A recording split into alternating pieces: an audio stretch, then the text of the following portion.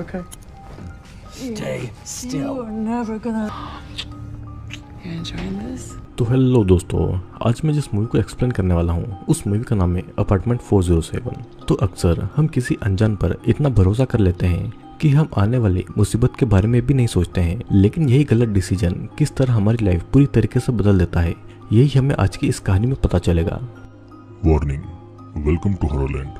अगर आप पहली बार इस चैनल पर आए हैं तो चैनल को सब्सक्राइब करके जरूर जाना। मूवी की कहानी शुरू होती है इजाबेल से, जो कि अपने साथ में हुए ह्यूमन ट्रैफिकिंग के बारे में बता रही थी कि किस तरह वो वहां से निकल आई थी और कितनी लड़कियां हैं जो कि आज भी इन ह्यूमन ट्रैफिकिंग से निकल नहीं पाई है। फिर हमें पास्ट की कहानी दिखाई जाती है जहाँ पर इजाबेल अपने बॉयफ्रेंड मार्क और अपनी बेटी ओलिविया के साथ में बहुत खुशी से रह रही थी।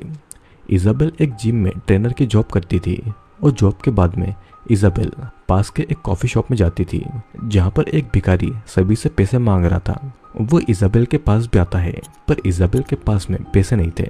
तब वो भिखारी इजाबेल को बुरा भला कहता है और तब वहीं पर बैठा पीटर नाम का एक आदमी उस भिखारी को वहां से भगा देता है। इजाबेल और पीटर की अच्छी दोस्ती हो जाती है और पीटर इजाबेल को उसकी एजेंसी के लिए मॉडलिंग करने के लिए पूछता है। इजाबेल ये सब नहीं करना चाहती थी, लेकिन फिर भी पीटर उसे अपना कार्ड देकर वहां से चला जाता है। मार्क से मिलने के बाद में मार्क भी इजाबेल को मॉडलिंग एजेंसी जाने को कहता है और मॉडलिंग एजेंसी को कॉल लगाकर एक बिल्डिंग तक इजाबेल पहुंच जाती है। बिल्डिंग उसे बहुत अजीब लगती है तो वो अंदर नहीं जाना चाहती थी, पर पीटर से थोड़ी देर बात करने के बाद में इजाबेल अंदर चली जाती है। अंदर उसे पीटर की असिस्टेंट क्लोई दिखाई देती है और पीटर कुछ टाइम में ही इजाबेल की फोटोशूट खत्म कर लेता है। अब अगले दिन जॉब पर इजाबेल को एक कॉल आता है। क्लोई उसे बताती है कि उसे एक एडवर्टाइजमेंट के लिए सिलेक्ट कर लिया गया है। इजाबेल इस बात से बहुत खुश होती है और वो ये बात घर पर मार्क को भी बताती है।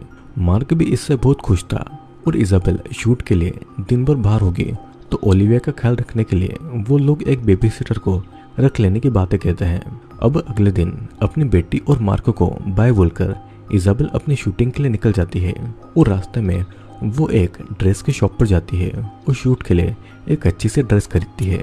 लेकिन जब वो शूट के लिए बिल्डिंग में जाती है तो उसे पीटर के अलावा और कोई नहीं दिखाई देता है और उसी समय पीटर भी वहां के डोर को लॉक कर लेता है और वो इजाबेल के सामने एक चाकू निकाल लेता है। इजाबेल उसे बोलती है कि अगर उसने कुछ भी किया तो उसका बॉयफ्रेंड इस बिल्डिंग में चेक करने के लिए जरूर आएगा, लेकिन पीटर को इस बात से कोई फर्क नहीं पड़ता है। पीटर इजाबेल को डरावनी बातें कहकर डराने लगता है और इजाबेल डर के मारे रोने लगती है।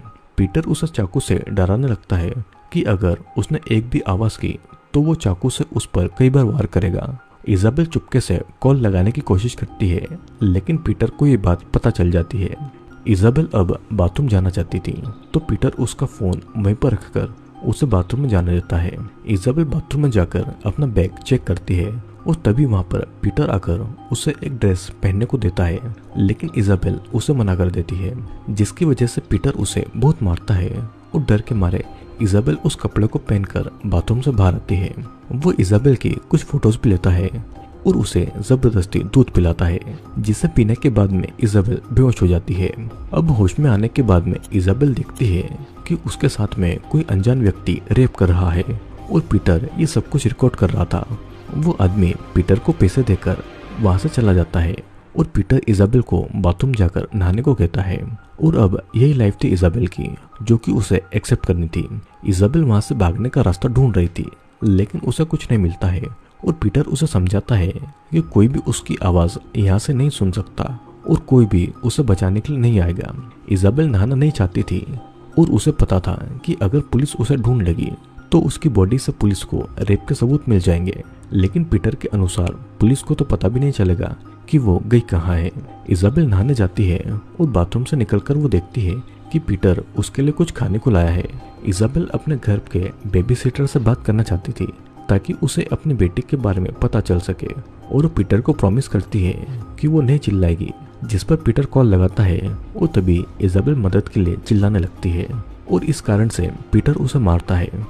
अब असल में पीटर ने किसी को भी कॉल लगाया नहीं था और पीटर फिर भी इजाबेल के घर पर कॉल लगाकर ये कहता है कि इजाबेल शूट पर बिजी है और कुछ दिनों के बाद में वापस लौट आएगी।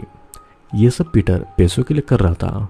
इजाबेल उसे और भी ज्यादा पैसे देना चाहती थी, पर पीटर इस बात को नहीं मानता है और वो एक के बाद एक कस्टमर को इजाबेल के पास में भेजता चला जाता है।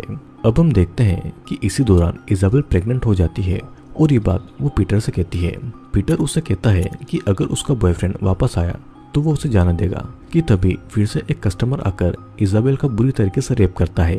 पीटर फिर इजाबेल का प्रेगनेंसी टेस्ट करवाता है, जिससे पता चलता है कि इजाबेल असलियत में प्रेग्नेंट है और उसके लिए पीटर उसका पूरा ख्याल रखने वाला था। इन सब से गुस्सा होकर इजाबेल चीजों को यहाँ से वहाँ फेंकने लगती है और वहीं पर उसे एक छोटा सा हथियार मिलता है, जिसे हाथ में लेकर वो सोने का नाटक करती है।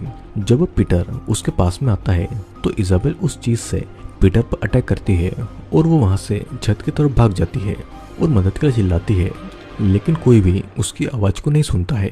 पीटर उसके पीछे था तो वो बिल्डिंग के हर एक दरवाजे पर नॉक करती है, लेकिन कोई भी बाहर नहीं आता है और तभी एक डोर को एक छोटी सी लड़की खोल देती है। तभी इजाबेल अंदर जाकर उस दरवाजे को लॉक करके छुप जाती है। पीटर भी वहां पर आता है और तब वो छोटी बच्ची दरवाजे को खोल देती है, क्योंकि वो बच्ची पीटर की ही बेटी थी और पीटर इजाबेल को मारकर बेहोश कर देता है।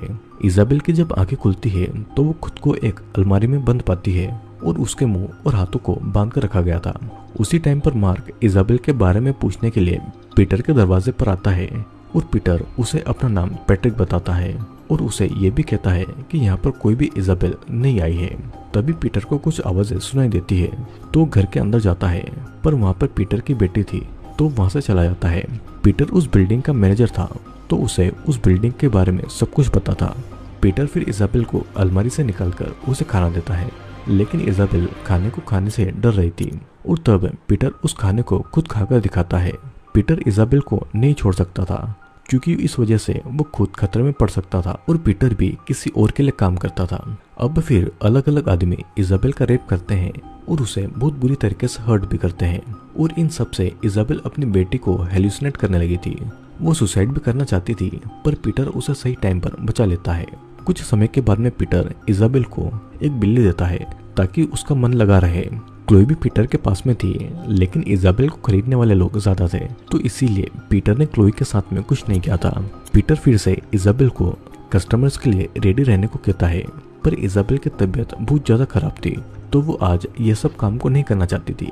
लेकिन पीटर उसे कहता है कि ये उसका आखिरी कस्टमर होगा, जिसके बाद में इजाबेल वहां से जा सकती थी और उसने बाकी लड़कियों को भी घर जाने दिया था। लेकिन कस्टमर के आने के बाद में इजाबेल कस्टमर पर एक हथियार से अटैक कर देती है तो कस्टमर इजाबेल को बुरी तरीके से पीटता है और इस वजह से कस्टमर पीटर को गन दिखाकर धमकी देता है कि अगर उसने अपना लोन नहीं चुकाया तो वो उसकी बेटी को ले जाएगा। पीटर इजाबेल के पास जाता है। इजाबेल को पता था कि पीटर उसे नहीं छोड़ने वाला था तो वो कस्टमर को खुश करने के बजाय उससे हर्ट होना ज्यादा पसंद करेगी और ये सुनकर पीटर उसे मारकर बेहोश कर देता है और उसे बेड पर बांध देता है। अब होश में आने के बाद में इजाबेल को एक आदमी इंजेक्शन लगाने वाला था, लेकिन कॉल आने की वजह से वो बाहर चला जाता है और किसी तरीके से इजाबेल खुद को आज़ाद करवा लेती है और टेबल पर रखे हुए बेहोश के इंजेक्शन को अपने पास से छुपा लेती है।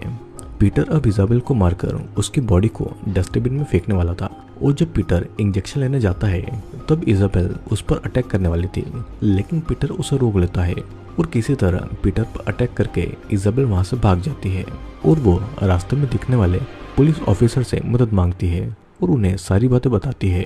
पुलिस जब उस बिल्डिंग में जाती है तो उनको वहां पर पीटर नहीं दिखाई देता है और हम देखते हैं कि इजाबेल आखिर में मार्क और अपनी बेटी ओलिविया से मिल जाती है और ये मूवी यहीं पर एंड होती है। दोस्तों, पीटर ने बहुत सारे लोगों से लोन लिए हुए थे जो कि वो चुका नहीं पा रहा था, जिसकी वजह से वो मॉडलिंग के नाम पर लड़कियों को फंसाकर उनसे सेक्स वर्कर का काम करवाता था और कुछ दिन के बाद में वो उन लड़कियों को या तो बेच देता था या तो मार डालता था और एक अकेली इजाबेल ऐसी लड़की थी जो कि हिम्मत करके वहां से भाग पाई थी। तो आई होप दोस्तों वीडियो आपको जरूर पसंद आया होगा। वीडियो अगर आपको पसंद आया हो तो वीडियो को लाइक करना और अगर आप चैनल पर नए आए हैं तो चैनल को सब्सक्राइब करके जरूर जाना। तो अब मैं आपसे मिलूंगा किसी और मूवी के साथ में अगले वीडियो में।